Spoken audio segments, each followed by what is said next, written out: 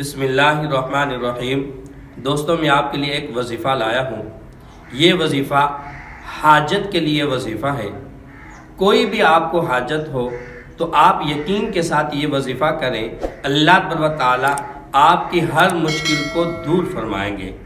یعنی مثلا آپ کو کاروبار کا کوئی مسئلہ ہے، جس طرح کی آج کل کی نوجوان نسل ساری زندگی پڑھ کر آج وہ اس لیے صرف پریشان ہیں کہ ہمیں کہیں پر ملازمت ملے، کہیں پر ہمیں نوکری ملے، ہمارے کاروبار کے اندر برکت ہو، یا جس طرح کوئی بندہ اپنا کاروبار شروع کرتا ہے تو وہ اس لیے پریشان ہے کہ ہمارے کاروبار کے اندر برکت نہیں، رزق نہیں اور پریشانی ہے۔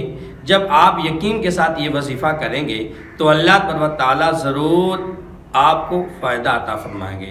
اور دوسری بات یہ ہے کہ جس طرح آج کل شادی کا بڑا مسئلہ ہے، چاہے مرد ہو عورت ہو، دونوں کے لیے مسئلہ ہے کہ اچھا رشتہ نہیں ملتا، نیک اور اخلاص والا رشتہ نہیں ملتا، تو جب آپ یقین کے ساتھ یہ وظیفہ کریں گے تو اللہ تبارک و تعالی آپ کی تمام حاجت کو پوری فرمائیں گے۔ اور اس میں دوسری بات یہ ہے کہ ہم لوگ 2 دن وظیفہ کیا، 3 دن وظیفہ، اس کے بعد جو ہے ہم اس چیز سے پیچھے ہٹ جاتے ہیں۔ یاد رکھیں کہ اللہ تبارک و تعالیٰ کو وہ بندہ محبوب ہے جس کا اخلاص اچھا ہو، جس کی نیت اچھی ہو، جس میں ادب اور احترام ہو۔ جب آپ یقین کے ساتھ اور اخلاص کے ساتھ یہ وظیفہ کریں گے تو اللہ تبارک و تعالیٰ ضرور آپ کی پریشانی کو دور فرمائیں گے۔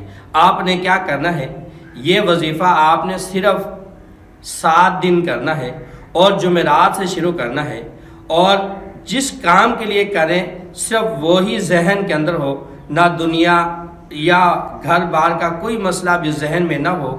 آپ نے جمعرات والے دن بعد نماز مغرب یعنی سنت اور نوافل سے فارغ ہو کر آپ نے تنہائی جگہ پر بیٹھ جانا ہے۔ بیٹھنے کے بعد صرف ایک مرتبہ آپ علیہ الصلاۃ والسلام پر درود پاک پڑھنی ہے۔ درود پاک پڑھنے کے بعد آپ نے 100 مرتبہ یہ اسم مبارک پڑھنا ہے، یا رب یا رب یا رب۔ اس کے بعد جب 100 مرتبہ پورے کرو تو اس کے بعد پھر ایک مرتبہ آپ علیہ الصلاۃ والسلام پر درود پاک پڑھیں۔ اگر ہو سکے تو اس کے بعد اسی حاجت کے نام سے آپ 2 رکعت نماز نفل ادا بھی کریں۔